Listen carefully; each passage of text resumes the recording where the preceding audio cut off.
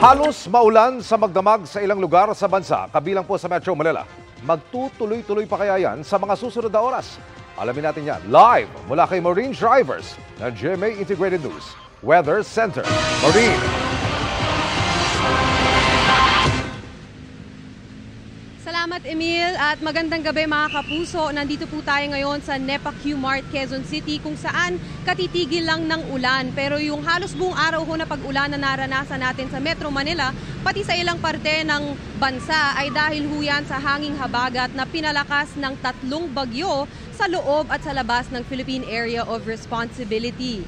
Wala na po ang Super Typhoon Goring o Saula sa loob ng PAR at patuloy ho ang paglayo niyan sa bansa.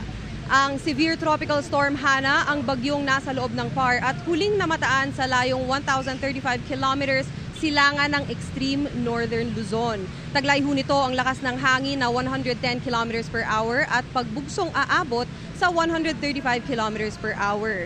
Kumikilos ito pakanluran sa bilis na 15 kilometers per hour.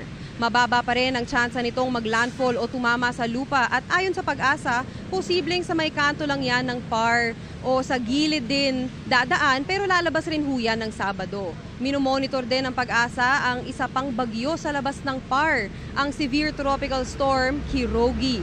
Malayo yan sa lupa at nasa 3,140 kilometers east of southeastern Luzon ang lugar ho nito. At sabi ng Pag-asa, mababa ang tsansang pumasok ito sa PAR, lalo pa pahilaga ang kilos nito. Pero ang bagyong yan, pati ang bagyong Hana at dating bagyong Goring, pare-parehong ine-enhance o hinahatak ang habagat na nakakaapekto ho sa Luzon. Base sa datos ng Metro Weather, malaking bahagi pa rin ng Luzon ang uulanin bukas. May matitinding ulan sa halos buong northern at central Luzon, gayon din sa Mimaropa at Calabarzon. May heavy to intense rains kaya maging handa sa posibleng pagbaha o pagguho ng lupa. Sa Metro Manila, doble ingat pa rin lalo na po sa mga commuters dahil mataas pa rin ang tsansa ng ulan bukas. Posibleng malawakan at malalakas ang buhos ng ulan sa ilang lugar. Kaya kung kailangan po talagang lumabas ng bahay, huwag ho kalimutang magdala ng payong o kapote. Sa mga kapuso natin sa Visayas, may mga pag-ulan pa rin sa western at eastern portions. At para naman po sa mga taga Mindanao, may mga kalat-kalat na ulan sa hapon sa Zamboanga Peninsula, northern Mindanao at Caraga.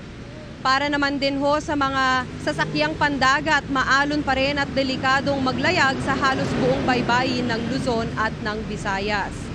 Ngayon ho, dito sa Quezon City, kakatigil lang ho ng ulan pero wag ho tayo magpakampante dahil malaki ho yung tsansa na pabugso-bugso pa rin ang ulan sa susunod na araw at mamayang gabi. Yun lang ho at yan muna ang latest sa lagay ng panahon. Ako po si Marine Drivers para sa GMA Integrated News Weather Center. Kami ang inyong maasahan, anuman ang panahon. Maraming salamat, Marine Drivers!